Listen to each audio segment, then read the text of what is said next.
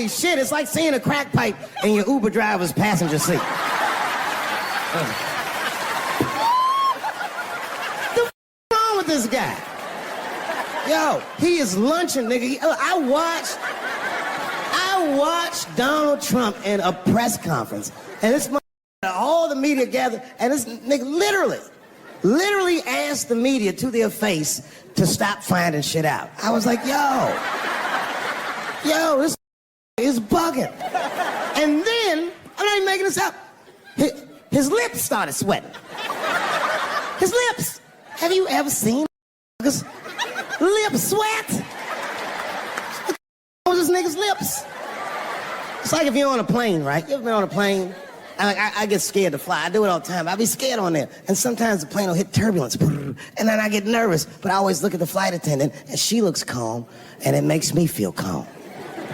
But if that bitch's lips were sweating, it's terrifying. Like, yo, nigga, why are your lips sweating? What do you know? And then, I'm not even making this shit up. He goes, you don't know how scary the things I read in my briefings are. And I was like, holy shit, man. You ain't supposed to tell us that, bro. That's bad leadership. Even as a parent, you think I'm gonna sit my kids down? Hey, little man, come here real quick. I just wanna holler at you for a second. I'm 3 months behind on the rent, nigga, and I am worried. Very worried. Gonna go to school and have a productive day, nigga. I was just thinking out loud, getting some shit off my chest. I'm like, what are you doing, bro? This is bad, man. Jesus Christ. All this ideas sound like high people ideas. Like he doesn't think these things through before he tells us. He just tells us what he's thinking as soon as it occurs to him. This shit sounds nuts. I'm gonna go to China, and I'm gonna get those jobs from China and bring them back here to America.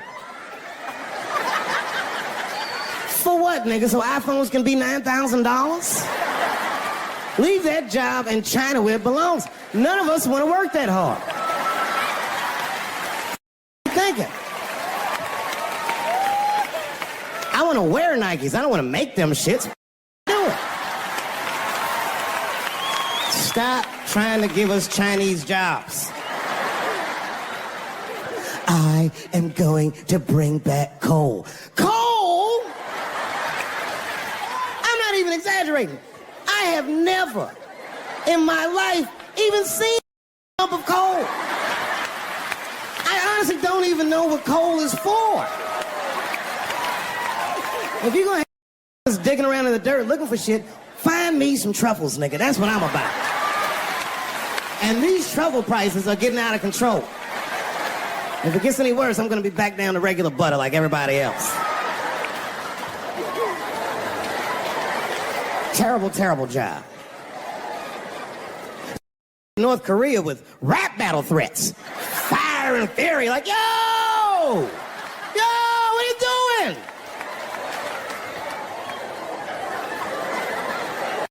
Korea, man. Kim Jong-un is a scary motherfucker. He might be as crazy as Trump. Some scary shit. And if you one of them naive that thinks that a war with Korea is going to be easy, then you don't play Call of Duty at 3 a.m. like I do. Because that's when the Koreans play. The old Korean kid took out my whole goddamn platoon last night.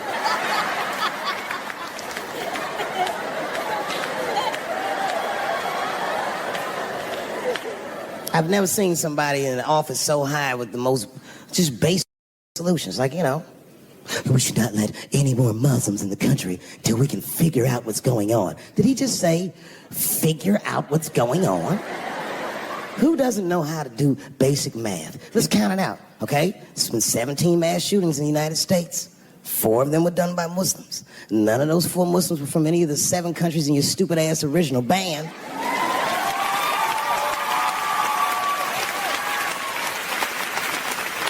And since he brought it up, the other 13 shootings were done by the Tiki Torch Whites. These are facts. And you don't see me trying to ban white people from the show to keep the rest of the audience safe. terrible idea because it's mean and it's racist, and most importantly, it would be catastrophic to my bottom line. If there were no white people here tonight, I might leave this bitch with $1,800. This man needs to realize that we all need each other. And that's why we will never, ever be able to beat China. Because everybody in America is racist, and everybody in China is Chinese. Called it all wrong. And don't believe the media either, because as all this shit is happening, the media is trying to make us believe that the extremities amongst us are the norms. We can disagree, that's fine. And most of us are keeping a cool head about this shit. You know what I mean?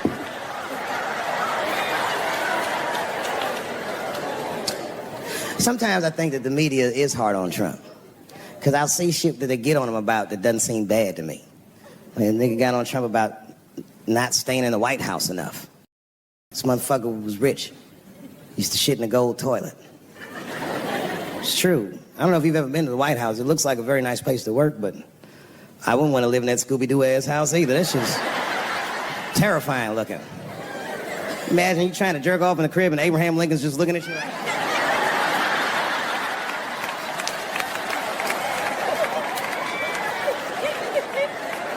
Shit, Bush didn't stay there either. He was rich too. I'm going to my ranch in Texas. Obama fucking moving to the White House like, this is a nice place. Look at this rug.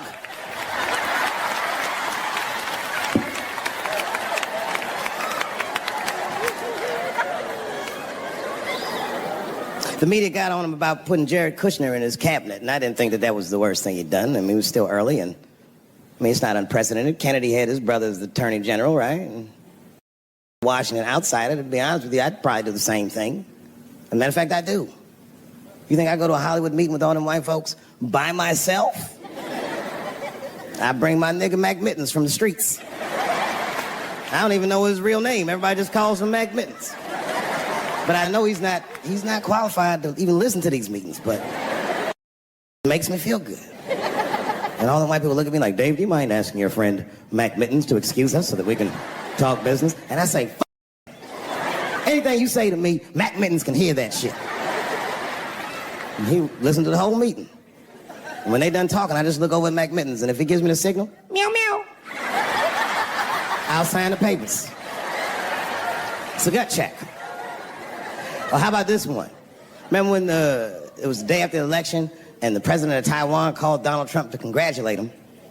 And Donald Trump, you know, of course, took the call and talked to the president of Taiwan. The problem with that was Taiwan doesn't have a president. The United States functions on what they call a one-China policy, and Taiwan is a renegade province of said China.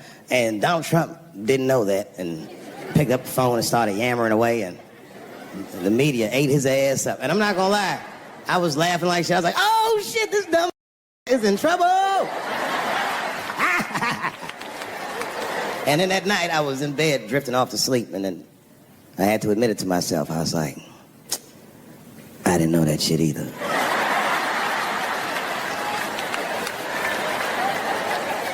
And then I realized the media got the story wrong. The story wasn't that Donald Trump took the call. The biggest story is that nobody told Donald Trump not to take the call. That's terrifying. God damn, nigga, you don't have a Mac Mittens on your team? It wasn't like they were calling the White House. They were calling the switchboard at Trump Towers, and they were getting through. Anybody. Mr. President, there's a Ricky Ticky Tabby on the phone for you? Yes, put him through. Hello, Ricky Ticky. Good to talk to you. Mr. President, there's a John Jacob Jingleheimer Smith on the phone. Oh, his name is my name, too. Put him through. Hello, John Jacob. Let's talk business. You know what I said? That's all I said. First of all, I'll tell you right now what I said. And I will tell you that this was not a joke. It's a true story. And I just happened to tell it. All right, what happened was I went to a gallery party, all right? I don't know who in here has ever been rich before, but these are very nice parties. You know, wine and cheese and ball of conversation.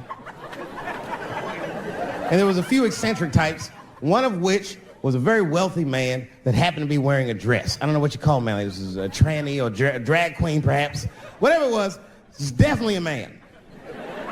And this man was definitely on drugs. I don't know what kind of drugs he's on, but I knew he had too much. He didn't look good. It's like this, he's like, he looked sick. And all his friends were standing around him, concerned, trying to revive him. I don't know whether it looked like some kind of gay CPR, just fanning and shit.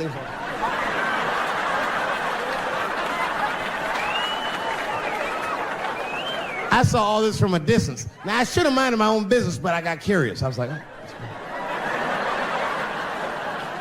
And I went over there. All I said, excuse me, gentlemen, is he okay? And then they looked at me like I was evil. Oh. She is fine. I said, word? Oh. I'm sorry, I didn't know this is what we were doing. Here's my thing.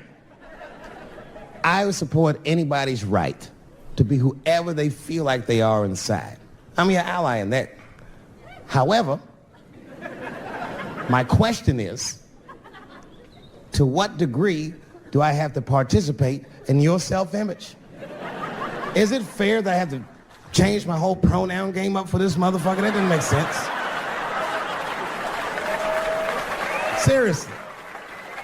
If I put on an Argyle sweater and I'm like, hey everybody, I feel like a white guy in this sweater and I want some goddamn respect and a bank loan. That's not gonna work. Give a fuck how I feel, why should I give a fuck how you feel? Nigger is a pronoun. But there was no time for philosophical debate. This was an emergency situation. I said, fine. Sorry, guys. I was just worried because she looks terrible. And she just fell off the bench. Appears that her dick is popping out of her dress. You mind if I call an ambulance, champ? I'd rather not be at a party where a tranny ODs. There's too many questions to answer.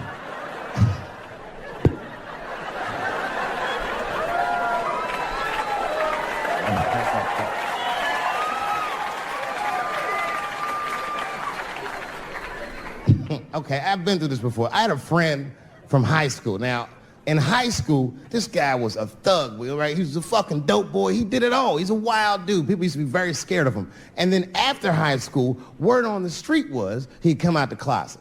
I personally didn't believe it.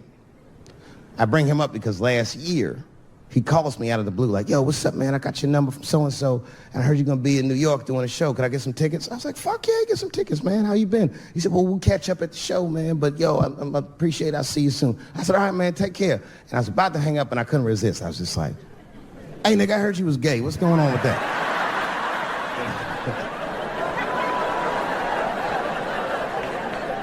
And I wish I didn't ask, because he sounded like he was dying to talk about that shit. And he had a long story about it. And it's not that I didn't care, but I was, I don't like talking on the phone. I was watching TV at the same time. So I just wasn't really paying attention like I should. But I was trying to sound supportive, but I didn't really know what to say. So I just like mumbling shit throughout this conversation. I just be like, nigga, you gay, man. You just gay. Like,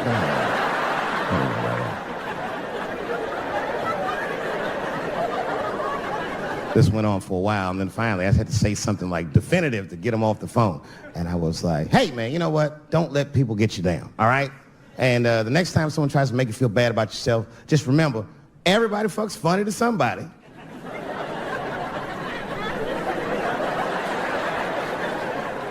He didn't like that shit. He's like, what the fuck does that mean? I said, huh? He said, you saying I fuck funny, motherfucker? I said, no, that's not what I'm saying. I'm saying everybody's different. He said, you ain't say different, nigga. You say it funny. What's so fucking funny about the way I fuck? And I said, hey, man, I fuck feet. He said, what? Oh, this is not a joke, ladies and gentlemen. I get women to squeeze their feet together like this, and I fuck them right in that little space in their feet. But you can't build a community behind that shit. There's no flag for us. That shit made him laugh. And the next day, after the show, I saw him backstage. He was like, yo, what's up, man? I'm like, oh, shit, what's going on? And he had his buddy with him. He goes, Dave, I want you to meet Manuel. Manuel's my fiance. We're in New York getting married because it's legal here. I said, well, congratulations, fellas. And Manuel was like, gracias. And he went to go get some drinks. And then my buddy looked at me, he was like, so Dave, what do you think? And I started mumbling again. You gay, nigga, you just gay. He said, yeah, I'm a little nervous about getting married, man. It's a big step. I said, yeah, it is. It's a big step. He said, well, you've been married for a while. You got any advice for us? No, I'm married to a woman. Sorry about that. And they corrected me. He said, no, you married the person that you love. So it's essentially the same. I said, you know, man, the problem with that statement is that it makes the assumption that I love her. But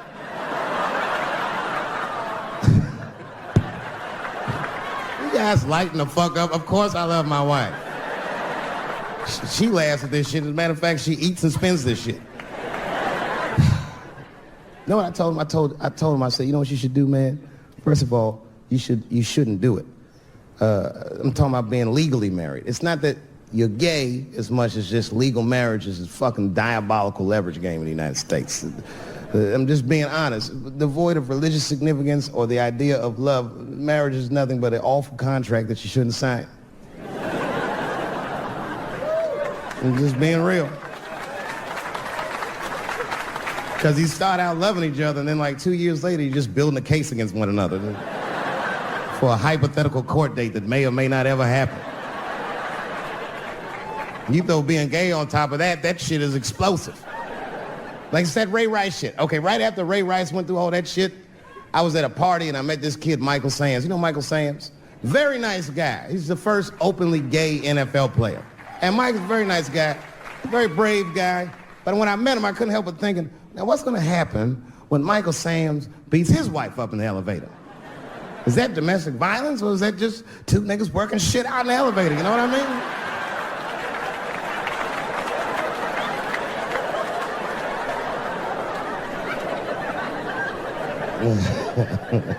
Anyway, I give all married men the same advice, gay or straight.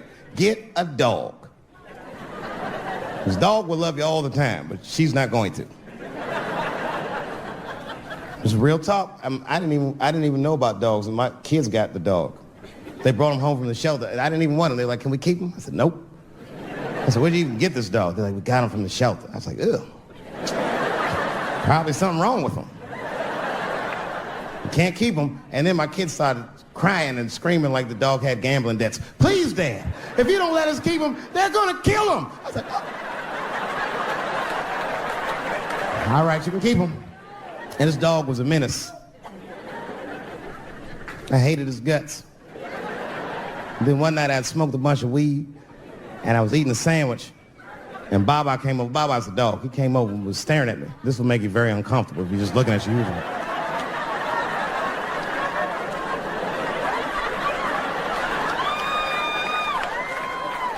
I had to give him a piece of my sandwich so he'd go away. And that's how we became friends. Now, if you see me walking down the street with Baba, I ain't got no leash or nothing. He walks right next to me. If I stop, he'll stop. And if I go, he'll go. And all my friends are like, yo, Dave, that shit is dope. How you train Baba to do that shit? I've never trained Baba. I'm just a messy eater. If I drop food and Baba's not around, all I gotta do is call him. Baba! He's a black dude's dog, so he doesn't come right away. He peeks first to see what's going on. They eat nasty food. All they ate was corn and shit. Doritos, I think they call them. That's right. People only see the surface. They see the division in our foods. Just because I eat chicken and watermelon, they think that that's something wrong with me. Let me tell you something. If you don't like chicken or watermelon, something's wrong with you, mother. Something wrong with you. Where are all these people that don't like chicken and watermelon? I'm sick of hearing about how bad it is. It's great. I'm waiting for chicken to approach me to do a commercial, nigga. I'll do it for free, chicken. It's the least I can do. They make fun of Latin people for eating, what y'all eat? Beans, rice, corn. Listen, that's not a reason to hate, all right? It's funny, but it's not a reason to hate. The only reason these things are even an issue is because nobody knows what white people eat. You've been very good at keeping that shit a secret amongst yourselves. I study white people. You don't know that. I'm writing a paper on you. Not even for school, nigga, just to do it, just to get doing independent research. I'm spending my money, that's why I'm working so hard. I follow you around grocery stores. They freak out. I just try to peek in the cart. They always say, get away from my cart, nigga. What are you looking at? Chicken and giblets are over there. You must be lost. These are vegetables.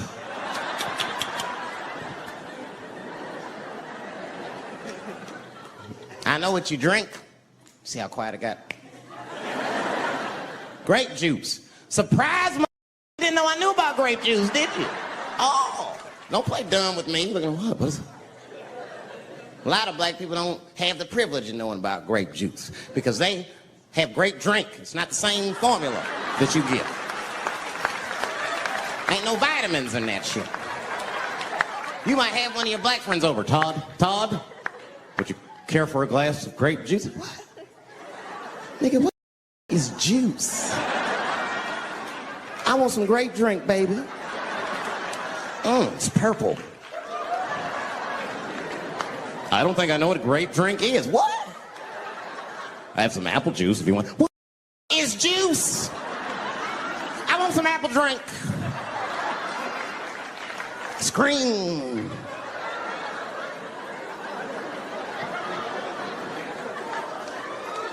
Remember that commercial for Sunny Delight when all the kids run in from outside playing? And they all run to the fridge.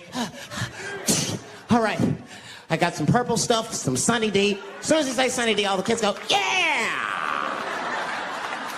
Watch the black kid in the back. If you ever see that commercial again, look at that black kid. He'd be like, I want that purple stuff. That's drink, nigga. That is drink. They want drink. I want all them vitamins, nigga. I went drink. Sugar, water, purple. That's the ingredient. Sugar, water, and of course, purple. It's two. I got a lot of things to talk about tonight. First of all, I've stopped smoking weed. With black people, you didn't let me finish my... God damn. I'm sorry, black people, to break the news so publicly, but I can't smoke with you anymore. Every time I smoke weed with my black friends, all you talk about is your trials and tribulations. I'm sick of that shit. I got my own problems. Nigga, that's a waste of weed. I'm smoking weed to run away from my problems, not take on yours. From now on, I smoke weed exclusively with white people. Calm down. You win by default. You got good weed conversation. All white people talk about when they get high is other times that they got high. I can listen to that shit all night. Dude, remember at Frank's last week? Smashed, man. And catalogs everything they drink. 2 shots of Jaeger, tequila, 4 bong hits, man. Beer, cheeseburger. That shit is great. Only bad part is you cannot pass out around white people. Every time white dudes pass out around each other, they always do some borderline gay shit when the guy's asleep. Frank fell asleep, so he stuck a carrot in his ass and put shaving cream on his balls. Why, motherfucker? Do that to a friend of yours? He trusted you enough to sleep around you, gonna put a carrot in his ass? Is that nice? I tell you right now, if I put a carrot in a black dude's ass, a nigga will kill you when he wakes up for some shit like that. That is an automatic death sentence on the street. It's a rap for you. I'm gonna kill that. I thought y'all was friends, baby. What happened? I fell asleep at his house, right? We was drinking, and I fell asleep at his house, and while I was sleeping, right? I'm just gonna kill that, all right? That's all you need to know.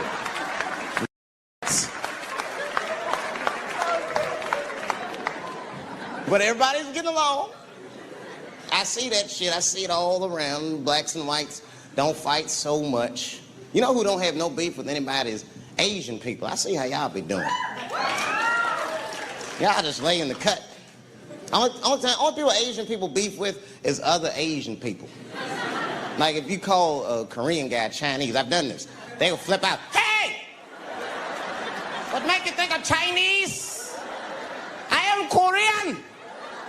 I look Chinese. Yes, I do look Chinese. That's why I said it. It's an accident. Nigga, to the untrained eye, you all look Chinese to me. It's a mistake. I'm not trying to offend you. Some people say all black people look alike. We don't get bent out of shape. We normally just call those people police. Okay? Just learn to live with it. That's all I can tell you. Everybody's afraid of police now. I'm scared to death of these police. I am, nigga. I got a police scanner. First money I got, this is the first shit I went out, bought me a police scanner. I just listen to before I go out, just to make sure everything's cool. You hear shit on it. Calling all cars, calling all cars. Be on the lookout for a black male between 4'7" and 6'8". Staying in the crib tonight. Gotta work on that alibi for a minute. Every black person needs an alibi. I do them impromptu joints. If I'm by myself and need out, I'll just open up the windows in the apartment, turn all the lights on, start beating off right in the window. Look at me. Hey, everybody, look, it's me, Dave Chappelle. I'm crazy. I'm jerking off. Note the time. 2:35. Look at me. I'm jerking off in the window. 2:35. Comedian Dave Chappelle is June 10th. Note the time.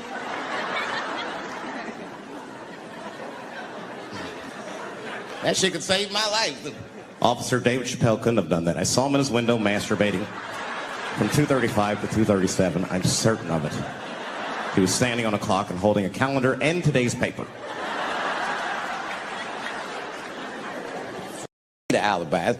I can't be no celebrity. This shit is just the worst. I'm seeing it. I see why stars are crazy now. I went to Disney World with my kids, which is a big deal for me. I don't get to see my kids so much. I do Chappelle show 20 hours a day. Sleep for like half an hour, raise my kids for 10, 20 minutes, and I go back to work. Now, this particular day, I got to hook up with the kids. We went to Disney World. Everybody at the park. Hey, I'm Rick James, bitch. Hey, I'm Rick James, bitch. It's like, hey, man, hey. You mind not calling me a bitch in front of my kids? Time out. We take a day off. Even Mickey Mouse did it. I said, this is the most unprofessional shit I have ever seen in my life. Rick James, bitch. Oh, I was fed up. I caught that with an uppercut. Pop! Knocked his head clean off. Everybody was screaming. Oh my God, oh my God. Mickey Mouse is Mexican.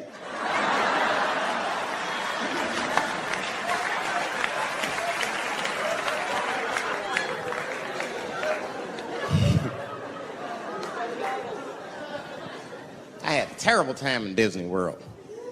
Disney World is like a whole nother country anyway. They got their own currency. That shit is ridiculous. As soon as I check in the hotels, welcome to Disney World, Mr. Chappelle. Can we interest you in some Disney dollars? Nah, man, I'm cool. You can't buy weed and pussy with Disney dollars. Like, I'm on vacation. I like them greenbacks. You know what I'm saying? It's the kind of money people spend. People is very particular about that. I saw that. That was one of the main stories from the war. It was the first big thing we did was they said, now that Iraq has been liberated, we have managed to take Saddam Hussein's face off of the money.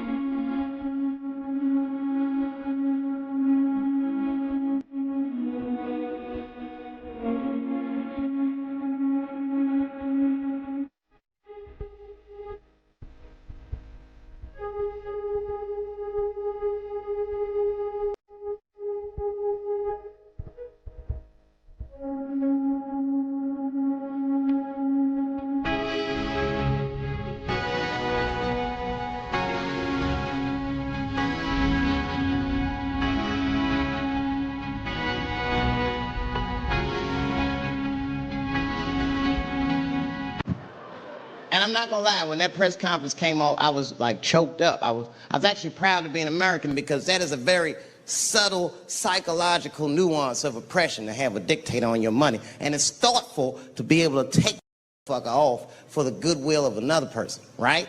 But then I thought, well, if you could do that for Iraq, what about our money, man? Our money looked like baseball cards with slave owners on it. George Washington is the worst of the worst. Yes, I said it.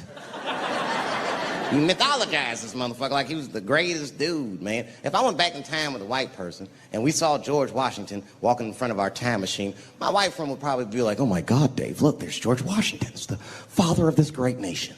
I'm gonna go shake his hand. I'd be on the other side like, run, nigga, George Washington. And we'd both be right. You like him because he wrote the Declaration of Independence and all that shit. We hold these truths to be self-evident. All men are created equal. Go get me a sandwich, nigger, or I'll kill you. Liberty, justice for all. Am I wrong? Am I wrong? Wait a minute, did he not own slaves? Didn't he own slaves? That's all I'm saying. I almost protested the war in the beginning.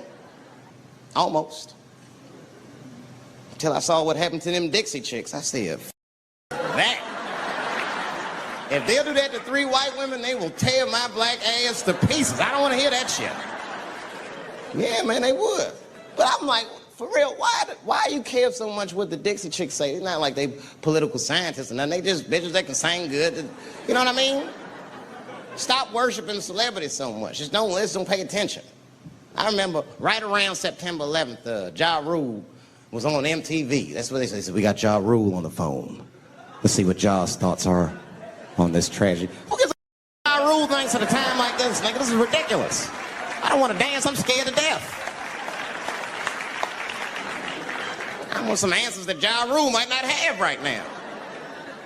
You think when bad shit happens to me, I'll be in the crib like, oh my God, this is terrible. Could somebody please find Ja Rule, get hold of this so I can make sense of all this. Where is Ja?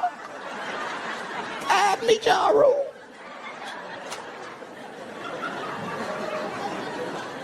I don't even know why people listen to me. I'll say anything, nigga. I've done commercials for Coke and Pepsi. I don't give a what comes out of my mouth. I just say what it takes. Whatever it takes, that's what I'm saying. If you want to know the truth, can't even taste the difference.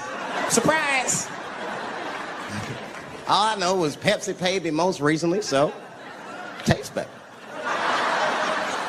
It's pretty much how the game goes. I'm just being real, man. There's too much goo-gagging over celebrities. People don't know what's fake and what's real anymore. That's why Bill Cosby got in trouble. Look what happened to Bill Cosby. Bill Cosby said some real shit, and the whole world freaked out on him. For what? For having an opinion? Just because he was selling pudding pops for the last 40 years, people forget that he's a nigga from Philly in the projects, and he might say some real shit from time to time. It's not that big of a deal. I spoke at my old high school, and I told them straight up, if you can...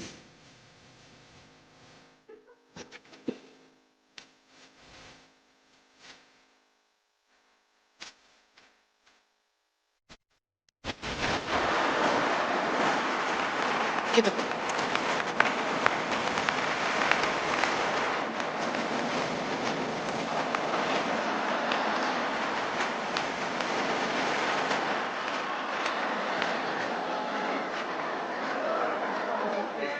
I just hope they listen.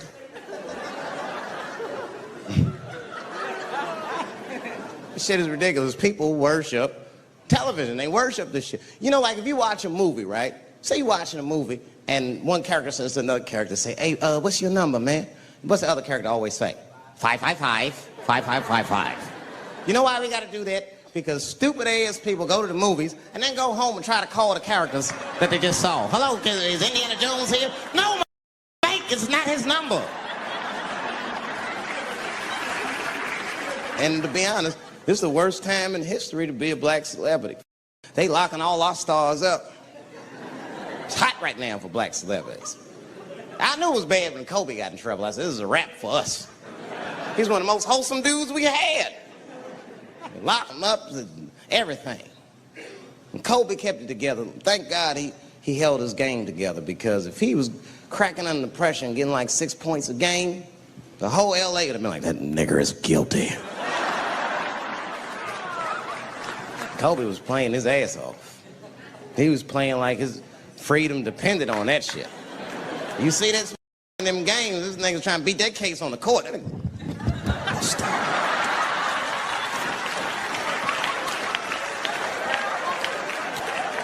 Like the judge threw him the ball, like, play for your freedom.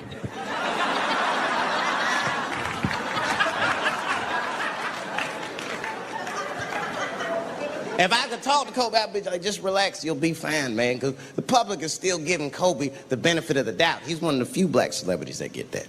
Not because he's a celebrity, more because, you know, the girl showed up with 8 different semens to the investigation. You can't do that. That's 7 too many.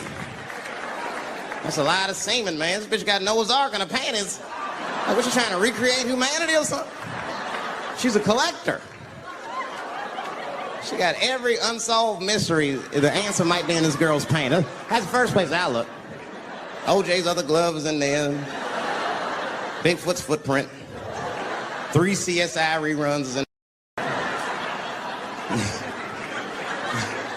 they got the most diabolical draws ever. A celebrity. This is not the time to be a black star. They're locking all our stars up.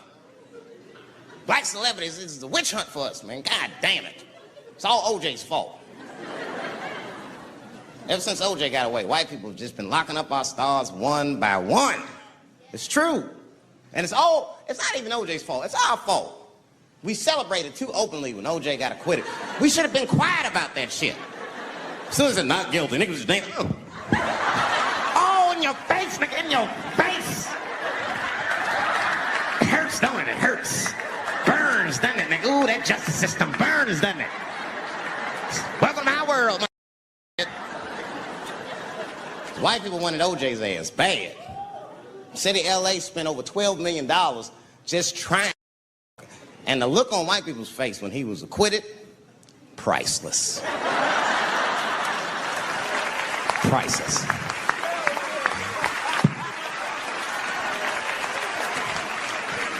And that's why I don't trip off of being a celebrity. I don't like it. I don't trust it. There's one minute they all love you, the next thing you know, you're in front of that courthouse dancing on top of a car just trying to figure out the thing.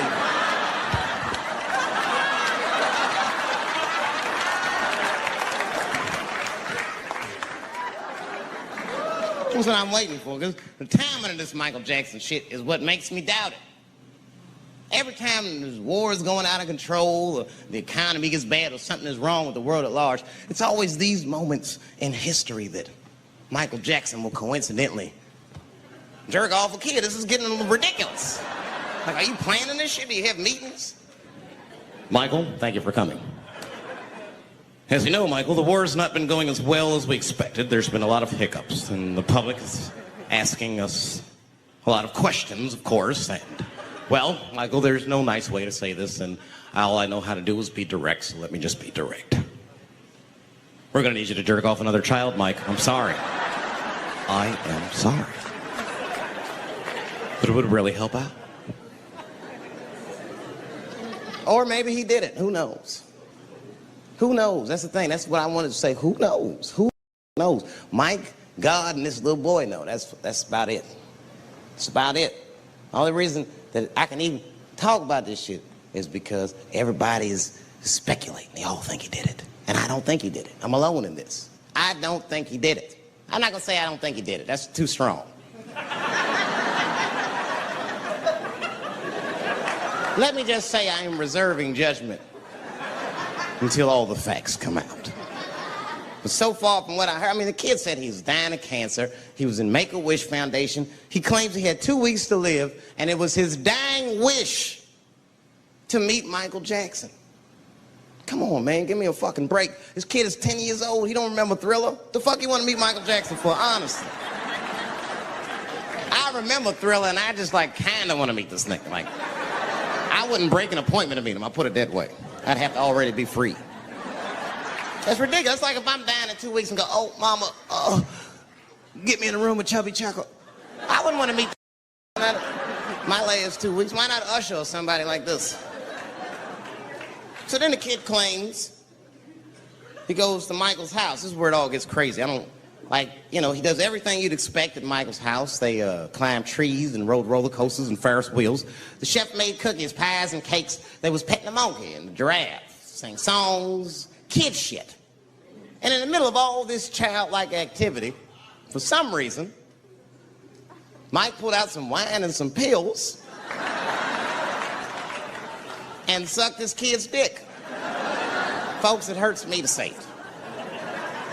And the kid had the nerve to call that abuse. That motherfucker is a good host. God damn, what else do you want? What else do you want? I'm lucky to get a glass of grape drink at my friend's house. Let alone a roller coaster ride and my dick sucked. Mike must be confused, like I brought you in my house, I fed you, I sucked your dick, and this is how you repay me? This was your wish, not mine. Thought you were dying in 2 weeks, motherfuckers. I've been in court for a year and a half. You get stronger every time I see you.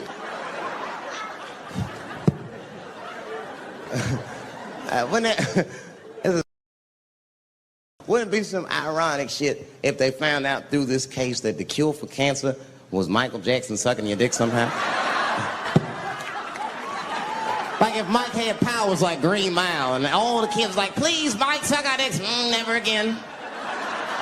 We didn't appreciate it. Can we at least study your saliva? Please, Mike.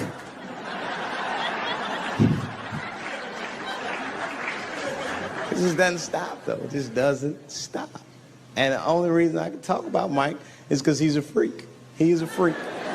That's why people let you talk about him. Because if I brought up Kathy, it'd get quiet as shit. But about a year ago, there was a mixed martial arts match, professional fight, unprecedented, never happened before. It was a fight with a trans woman versus what we used to call back in the old days, a woman.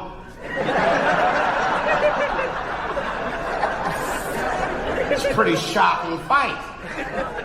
Can't believe that an athletic body would sanction such a bout, and yet it happened. And normally, I don't gamble.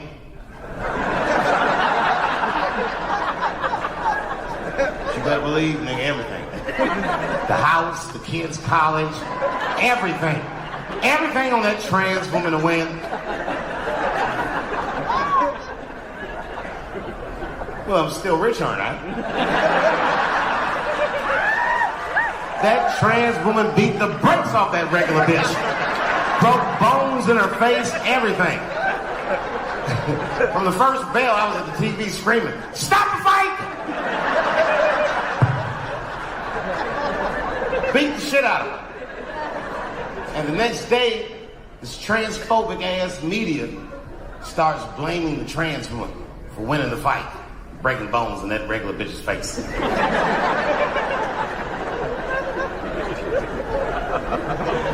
But we know the truth. I want to be politically correct too. But goddammit, that was that regular woman's fault, bitch. That was dangerous. You know what the fuck it is. You know what it is. You're fucking crazy. You're gonna get yourself killed. If I put some lipstick on Mike Tyson, you wanna fight him too, bitch? What are you doing? What are you doing?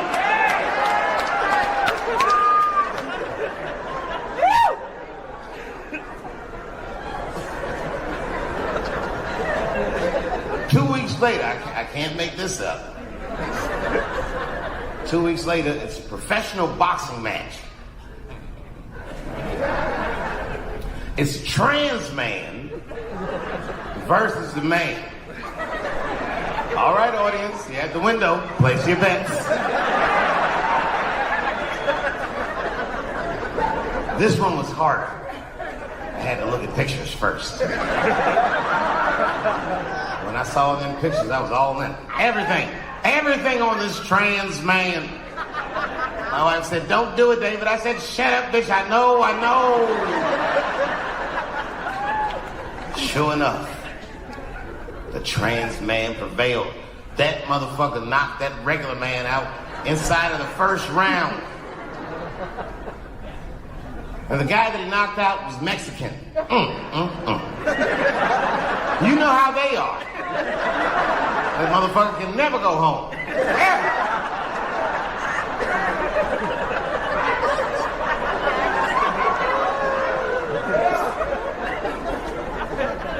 My wife was shocked. She said, David, how did you know that trans man was going to win? I said, elementary. Now look at this picture. The common denominator is testosterone. Whoever has the most testosterone will always win. And I saw that picture of that trans man. That motherfucker had a full beard. This nigga looked like Most Def.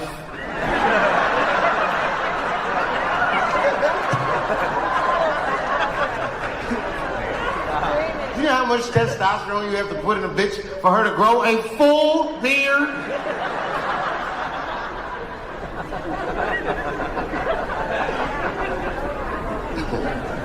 A trans man, that can fool you fellas. I saw one on television. You'd have never known this was once a woman. It was a trans man, but the motherfucker had only finished half of the surgery. The top half. From his waist up was just all nigga. Like his shoulders was broad, beard, mustache, everything. And voice was all deep. Hey, how you doing? Like all that shit. But when that nigga stood up from the desk, he was like, yo, my man. Them some beautiful hips, nigga. Where you get that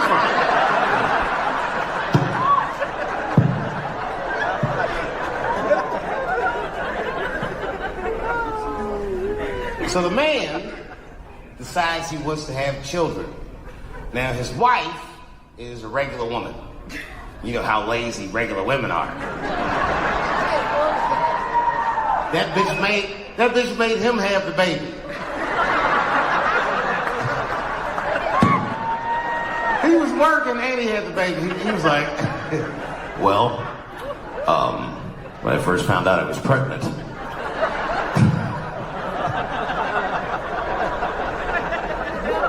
it was important to me that I worked throughout my entire pregnancy. I did. I worked the first 8.5 months. And then he goes, and no one at my job was any the wiser.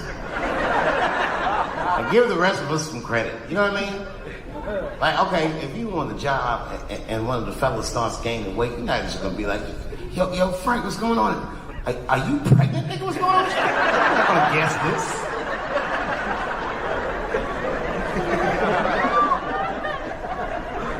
But apparently, somebody found out. And whoever found out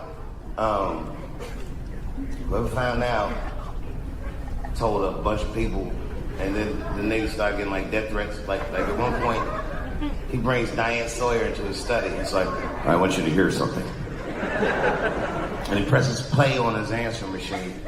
It's fucked up, man. It's like one just terrible message after another. Real mean shit. Like, I hope you die, and I hope your baby dies. Really, really fucked up. It made me feel bad. Not just that the messages were so bad, but I was upset that this nigga still has an answering machine. I mean, what the fuck? Who is this guy? How is your phone so far in the past and your body's all the way in the future? They're like, who are you?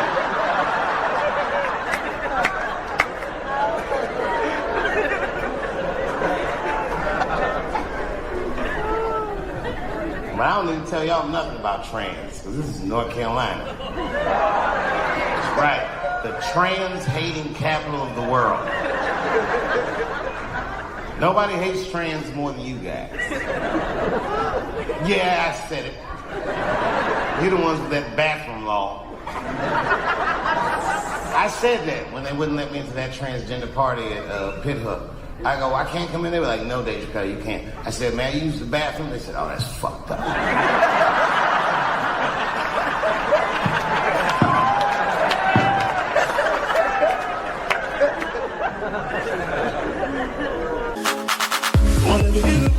Don't fall for me, don't put your trust in me, don't even lie for me. I want you, honey. I don't get emotional if I don't I'll be gone. Don't come for me. Don't. Whatever you do, don't fall for me. North Carolina's bathroom law says a person in North Carolina must use the restroom that corresponds with the gender they will assign on their birth certificate. Yeah, I know. I don't care what you think, but that's not fair. No American should have to present a birth certificate to take a shit at Walmart in Greensboro.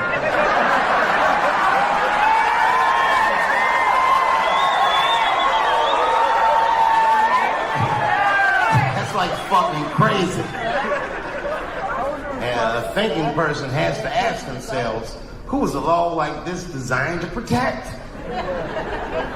Imagine it was me. Let's say they're protecting me, transphobic Dave Chappelle. And there I am at Walmart in Greensboro doing some shopping. I should tell you, if this ever happens in real life, just know that my dreams didn't work out. Made way too much money to ever be seen in Walmart again. But let's say something goes wrong. There I am in Walmart, rummaging around all that bullshit. And all of a sudden I have to use the bathroom, so I excuse myself. I'll be right back, family. I'm going to the restroom. And then I go to the men's room, and I'm standing at the urinal. This is what your law is going to do. Here I am at the urinal. And then suddenly, a woman walks into the men's room. That's weird. And then she stands shoulder to shoulder at the urinal with me. Ugh, bitch, what's going on? And she hikes her skirt up and pulls a real live, meaty dick out.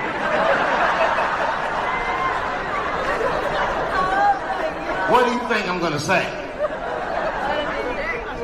Thank God she's in here with me. At least now I know my family's safe. Fuck no! I'm gonna be very uncomfortable. That's me. I would feel better if it was a man with a vagina. It backed up to the urinal next to me.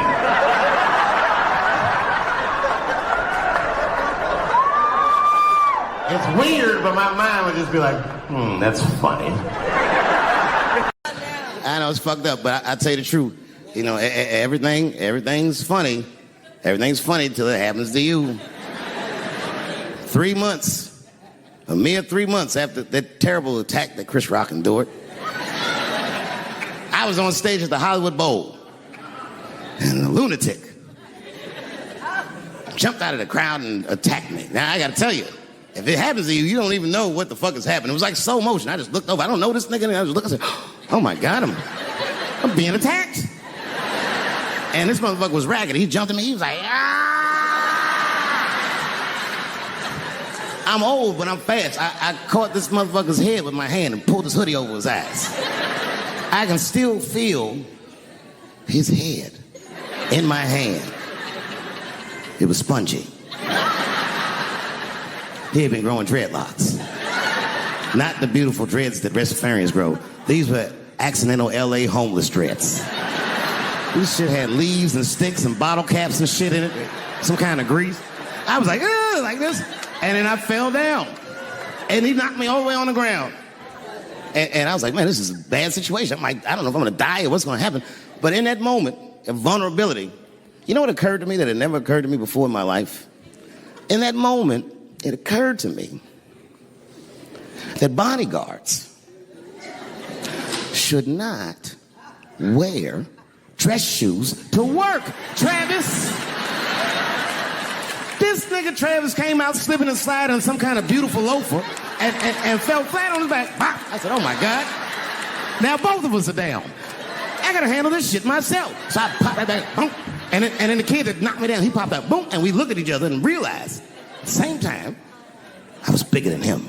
And that motherfucker took off running. And I started to chase him and I said, fuck him. And I picked the microphone up. So I'm gonna finish this show now. That's right.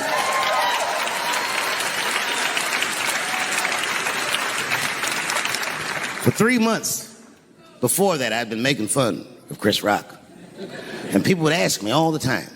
They'd say, Dave, what would you do if you were Chris Rock and Will Smith slapped you in the face? And to this day, the answer is the same. Well, I don't know what I would have done. I've never been in a situation that extreme. But I do know now what Will Smith would not have done. And that is enjoy the rest of his evening. Man, listen. We gave that kid a good while. We was whooping his ass. Not we. I mean, I was on stage trying to think of a joke to tell, but they was beating this nigga up right behind me. Everybody could see it. Everybody could see it. And I'm sitting up there trying to think of what to say. And I'm tongue-tied. Me, of all people, can't think of anything to say. Look at my karma. Just that moment. Of all the people in the world, Chris Rock walks from backstage, walks up to me in front of 20,000 people, grabs the mic out of my hands and looks at the crowd and goes, "Was that Will Smith?" Man, motherfuckers fell out of their chairs laughing. I was standing there looking stupid. I was fucking furious because I'm thinking in my mind, nigga, this is my attack. You got attacked 3 months ago. Now you have jokes. So I snatched the mic back from Chris and tried to get one off, but my shit did not go good at all. I didn't know what to say. I was just like, it was a trans man. And the crowd was like, boo. It's LA, we like trans people, boo. I know, I felt so bad. I felt so bad. But I know why I did it. You'd have to be there to understand, but man, when that guy tackled me, it was like it's like a movie or something. You gotta picture this. Picture a famous person you like. Every famous person you could imagine was at that show. It was like the biggest night that Hollywood had ever seen. And when that guy tackled me, he cleared the bleachers. I had to watch the tape afterwards to know this happened, but as soon as he tackled me, Jamie Foxx was the first motherfucker that jumped out of the crowd. He was wearing a white cowboy hat like he knew this shit was gonna happen to him. Never seen this nigga in a cowboy hat before. And Jamie started chasing that motherfucker around like any given Sunday. And that kid was fast as shit, was juking and shaking, and he broke Jamie's ankles, and he just kept running. And then Jon Stewart from The Daily Show ran from backstage and jumped at this motherfucker like Super Jew. He was like, ah! And the kid seen Jon coming, so he jumped back, and Jon went flying that way. And this kid was fast, and then he turned around. He sees the emergency exit. He starts running for the emergency exit. Just before he got to the door, motherfucking Puff Daddy from Bad Boy Records jumped in front of the door. That nigga was like,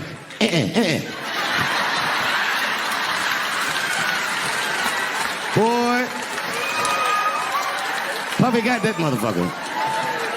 And then every celebrity just ran out because every celebrity saw themselves in me, and they just started beating the fuck out of that kid. And I know Chris was backstage looking like, nobody helped me. Everybody hates Chris.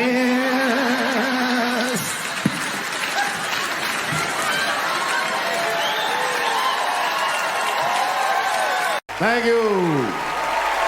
Thank you. I like not knowing what's going to happen. I like making memories. Sometimes I do all this crazy around my colleagues just so that they can tell their friends I did it. But rather than talk about myself, just briefly, I want to just talk about my genre. Stand-up comedy is an incredibly American genre. I don't think any other country could produce this many comedians. And unbeknownst to many people in this audience, I don't think there's opinion that it exists in this country that is not represented in a comedy club by somebody. Each and every one of you has a champion in the room. We watch you guys fight, but when we're together, we talk it out. I know comics that are very racist, and I watch them on stage, and everyone's laughing, and I'm like, that mother means that.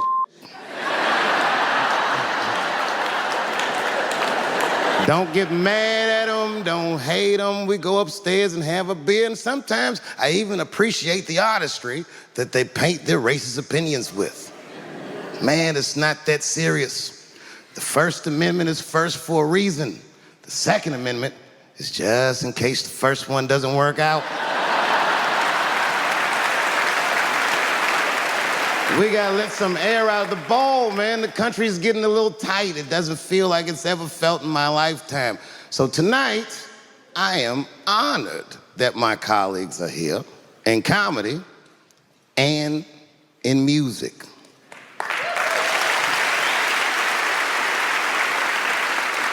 And I want everyone in America right now to look at me. Look at me smoking indoors. I didn't ask anybody, I just did it. What are they gonna do? Kick me out before I get the prize? No, nigga, this is called leverage.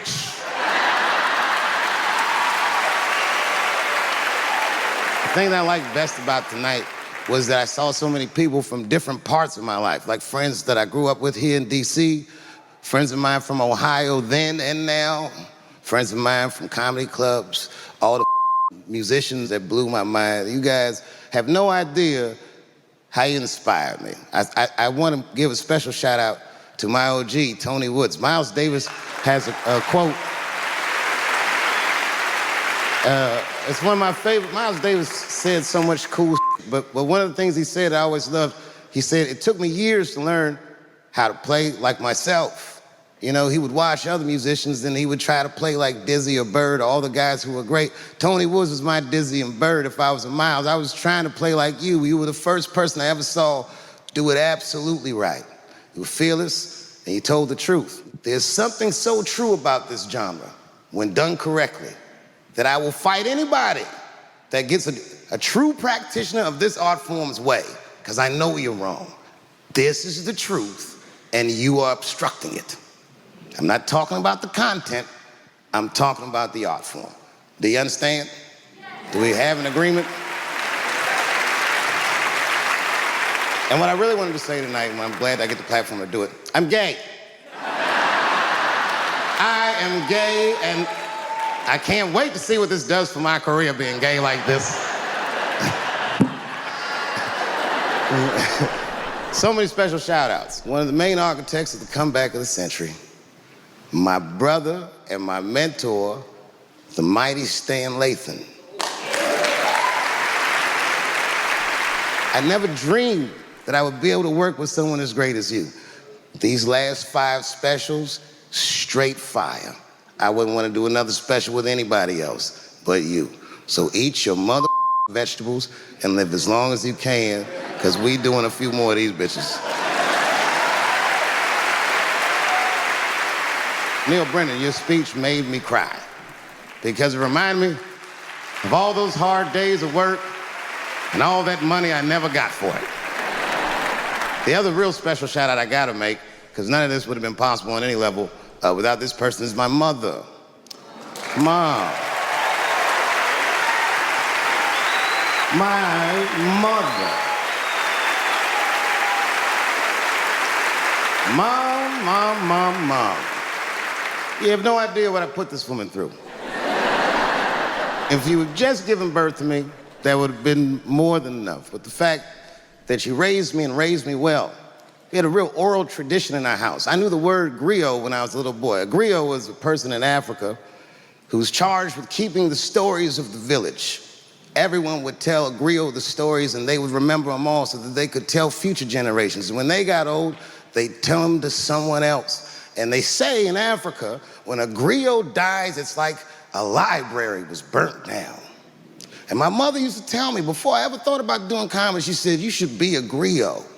And she'd fill me with every story of black life. You know, she's educated in African-American studies, and she would let me understand the context that I was being raised in, that I'm being raised in a hostile environment that I have to tame. By the time I was 14 years old, I was in nightclubs, mastering an adult world. It was terrifying.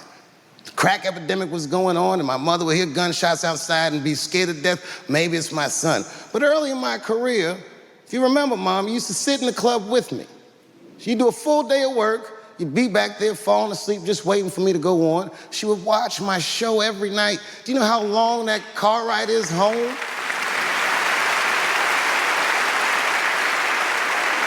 How many of you have ever heard your mother say, jokes were a little too much tonight, son?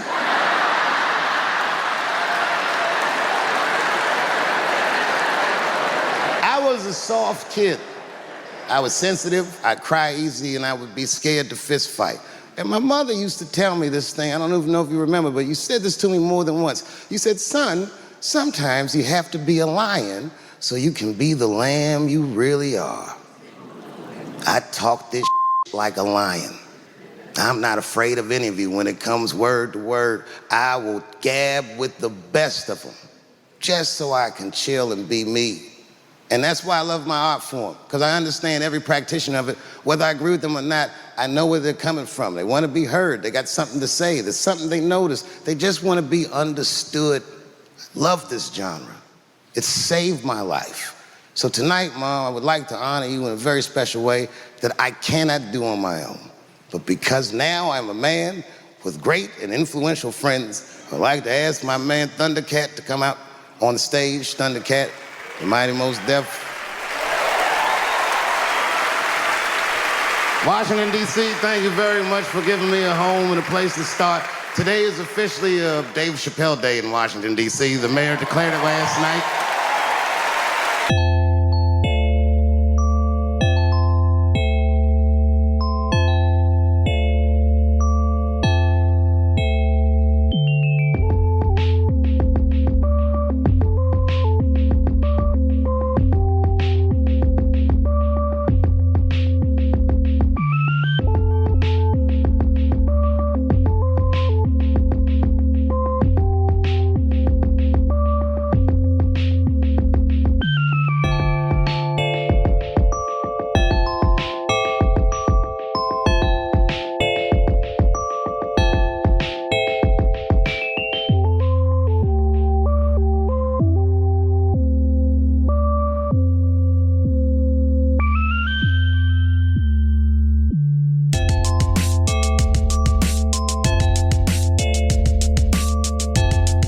Okay. Before I did Killing Them Softly, when I was 22, HBO gave me the biggest opportunity of my life at that time. They gave me a half-hour special, but this shit was not like a special, you know what I mean? It was generic. It didn't even have a title. It was just Dave Chappelle. And I shot it in San Francisco at a place called Broadway Studios, which is on the second floor of a building. And beneath Broadway Studios is a nightclub. And the special was only supposed to be 30 minutes. And I got ready, I practiced, I did all the shit I was supposed to do. And the night that I taped, 20 minutes into my 30-minute set, I'll never forget this, music started blasting from the nightclub underneath. You could hear it real loud, and it fucked my whole show up, and I was devastated. I was a young man. I really believed in what I was doing, and I thought that my dream had been killed. So when I got off stage, I ran down the steps to the alley behind Broadway Studios and where the control trucks are parked, and I kicked that motherfucking door open, and I started yelling at all the producers. I was nobody in show business, just a guy that believed in myself. I said, man, you fucked everything up. That fucking music, what the fuck were you thinking? And there was a guy who was a big-time producer, I ain't saying no names, and he stood up, and he said, hey, kid, sit the fuck down. He said, we didn't ruin anything. He said, we made a deal with that nightclub to not play music, and they didn't honor the deal. And I said, who didn't honor the deal? And he pointed to a guy. I'll never forget it. It was an old white man sitting in the Ford Taurus by himself. And he said, that guy right there. And I didn't waste no time or ask no questions. I went to that Ford Taurus, and I beat on that window, and I said, open the door, motherfucker, I want to talk to you. And that old man looked at me for 1 second and wisely drove the fuck off. And left me in the alley cussing at anybody who would listen.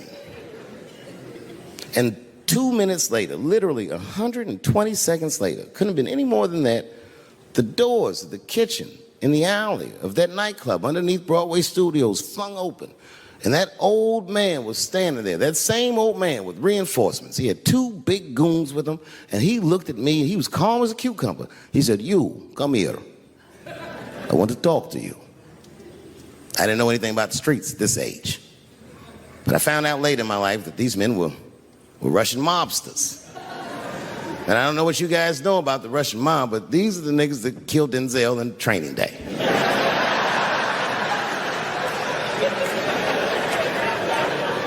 And all the producers knew what I was up against. They said, Dave, do not go in there. And I said, fuck y'all. And I walked right into that kitchen, and they closed the doors behind me, and it got dark as fuck in there. And I knew, I'm not dumb, I knew I was in a bad situation. But you have to understand, I believed in what I was doing, and I didn't give a fuck. Just kept cussing at these motherfuckers, telling them how they ruined my life. And that old man couldn't believe that I was talking all of this shit. And as soon as I took a breath, he stopped me gently. He said, hey, kid, listen.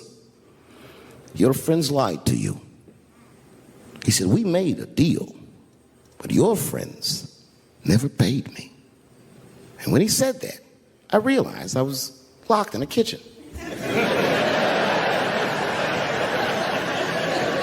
I realized he was telling the truth, which would make me wrong. And the very moment that I realized I was wrong, for the first time, I was afraid. You see, it's a funny thing if you believe you're absolutely right. You can get drunk off the feeling of how right you are. That's why gay people are so mean.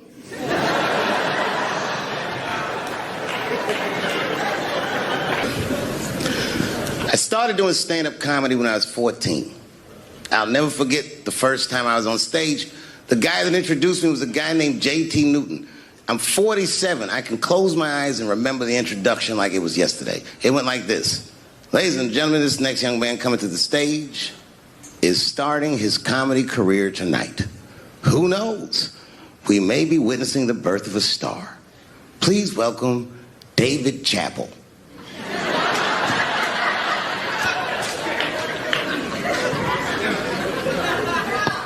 From the first time that I ever held a microphone, I was sure this was it.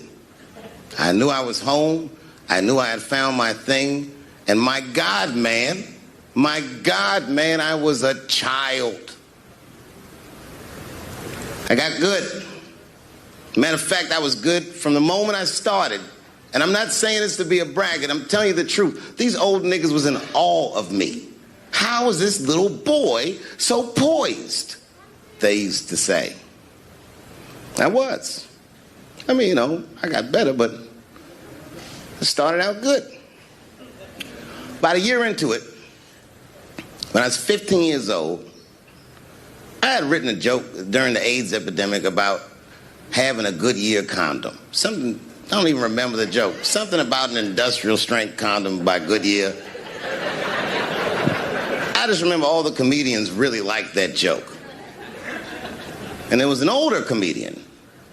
And he came to me one night after the show, after he saw the joke, and he said, listen, I got an audition at another comedy club, and I was wondering, do you mind if I do that joke? I just want to borrow it. Now, I'm a kid. I don't know any better. I'm like, borrow it? Well, I guess, sure, if it'll help your career. I let him do the joke. And then weeks later, I was waiting to go on in a comedy club, and he went on before me, and he did the joke. And after the show, I pulled him aside, and I said, hey, man, I don't mind you borrowing my jokes, but you got to give them back. He said, oh, I forgot to ask you. He goes, let me buy that joke from you for $50. And I said, man, I'd do it, but I'm just starting out. I need all the material I can get. The idea being that the more material I can accumulate, the faster I'll be able to make money for my work. I said, I can't do it. I want my joke back. I'll never forget this. Remember, I was a 15-year-old child. This guy was a grown-ass man. He stood up over me so I could see how big he was. And he said to me, really? I can just take it. And he did. I got scared because I was a child. But I never forgot that. I never forgot that. I was 15 years old. I'm 47 now. I think about this guy all the time. When I look at my own kids and I see how young and innocent they are, I can't believe someone did that to me. And I don't think about it every day because that was the worst thing that happened to me. I think about it every day because that was the first time that someone ever did that to me. But in my career, it has happened many, many times since. when someone would intimidate me or scare me and take something that I believe was mine. I'll tell you another story. Now I'm 18 years old. I'm living in New York City, and I just finished my first road tour, which was a very difficult tour. I'll spare you the details. Now I'm back in New York, but my rent is paid, thank God. And I have $60 to my name, and a woman that I had met in Pittsburgh, a bad Dominican bitch, was coming to New York. She was going to spend the weekend with me. I couldn't wait for her to get there. She was coming that evening. But remember, I only had $60 for a whole weekend to entertain a bad bitch. Now I'm walking through Greenwich Village, and I see something I've never seen before. 3-card Monte. You know what that is? Yeah, the guy had the whole thing. The table was set up, and he had the 3 cards, and the crowd was hooting and hollering, and he was like, find the red card, find the red card, and people were playing. Sometimes they win, sometimes they lose, but it was really exciting, and I'm standing there watching it, and I noticed while I'm watching them play this game that the red card, the one you're trying to find, had just a little bend on the corner. And I'm watching it, and I'm like, yo, this guy doesn't seem to know that red card is bent. I'm gonna beat this motherfucker. And I walked up to the table and I said, let me play a hand. And I put my last $60 on that table, and he starts to shuffle and find the red card, find the red card. And I kept watching that bent card go around the table, make sure I kept my eyes on that bent card. And when he stopped shuffling and he said, find the red card, I pointed to it with confidence. Here it is right here. And he flipped it over, and it was black. And he took my money. I couldn't fucking believe that. How did this nigga do that? Was that magic or sorcery? I was confused. So you know what I did? I sat there and I watched him for a real long time play the game. And I realized that all those people who was doing all that hooting and hollering and betting, my God, they were his friends. They were in on the whole thing. I felt so wronged. I felt so stupid. And then the next sucker came up to the table and was about to put his money down. And I said, fuck that, man. Don't put your money there. All these niggas is in on it. It's a trick. And when I said that, the guy that was dealing, and this motherfucker was huge, snatched me up by my collar. Feel how strong he was when he grabbed me. I was a skinny little guy. And he was gonna maul me. And the only reason he didn't, I'm sure, is because he saw the fear in my face. And that fear, he looked at me. I saw his eyes go from hard to soft. He softened. Then he looked at me like the way a father would look at a child. And he said to me, young man, don't ever come between a man and his meal. I never forgot that either. Most niggas would have to run the streets for years to learn a lesson that profound. It took me 2 seconds. Never get between somebody and their paper. Taking a man's livelihood away from him is akin to killing him.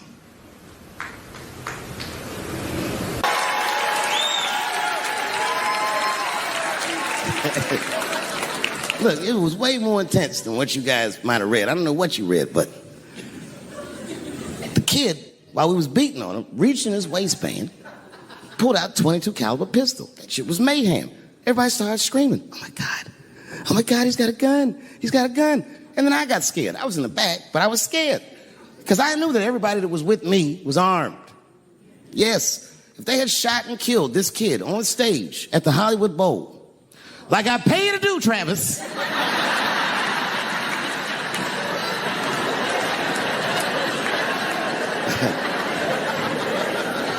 But Travis G'd up. Travis wrestled the gun out of the kid's hand, and then he took it like this and tried to chamber the round, and he couldn't. So he pulled the trigger, and it wasn't a gun. A knife blade popped out of the front. I guess this kid was gonna stab me. Some scary shit. So the next night, even though I didn't have a show, I said, I gotta get right back on stage. And I went and did a show. And someone in the audience screamed out, "Dave, what happened with the attack?" And I didn't know there was journalists in the room. All I said was that this nigga had a knife that identified as a gun. I got 6 more weeks of bad press for that joke. I didn't even do nothing to this nigga. That's not right. That was not right. And then the New York Post went to the jail and interviewed my attacker like he was some kind of hero. And I read that interview. It turns out the entire attack was my fault. Yes, I triggered him. I didn't mean to. I had done jokes about the homeless. And turns out this young man was homeless. And I mean, there's no way I could have known this. But I will say,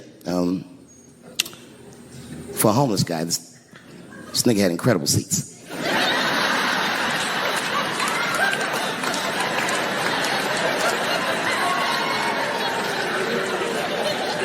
Oh, and they said I triggered him because I had done LBGTQ jokes, and it turns out this fella was a bee. That was the headline in the article. It said, "Dave Chappelle's alleged attacker is bisexual." I said, alleged attacker? This motherfucker definitely attacked me. I'll show you the tape. He's allegedly bisexual. I'm gonna need to see him suck somebody's dick before I believe the rest of this article. I read that shit in the paper. I was horrified. I was like, oh, bisexual? I could have been.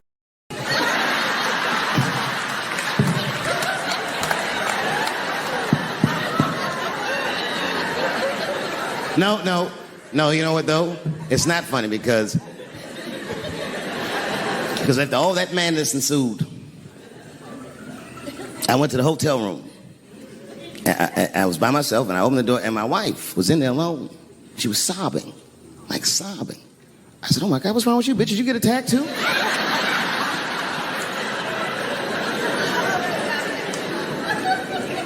And she's crying. She said, "Oh my God, David."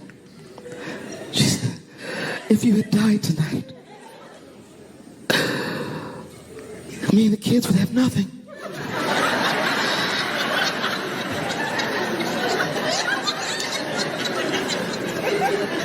Then I knew it was serious. So I sat down on the bed next to her. And I reached in my pocket, I pulled some keys out that she had never seen before. She said, "What are those keys?" And I gently placed them in her hands. I said, "Sweetheart, those are the keys to my safe deposit box. God forbid anything ever happen to me. But if it does, don't even worry about it. You and the kids have everything you need in that box. I've already taken care of it." And she was looking at them keys, and I could see her mind realize what we were actually talking about. And then she just started crying harder. And to be honest with you, that made me cry a little bit too. And we hugged each other real tight.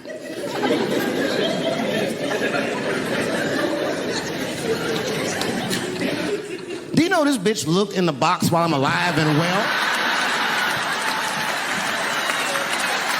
Who does that? Oh my God.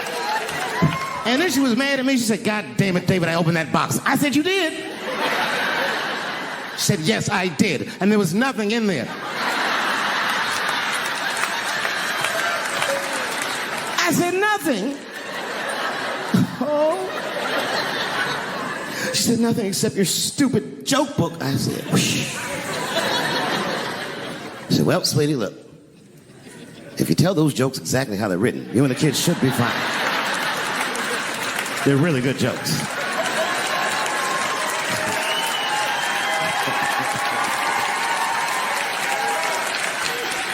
She's like, "Good jokes? What is this shit? Come join me in my watery grave." No, you gotta roll your throat.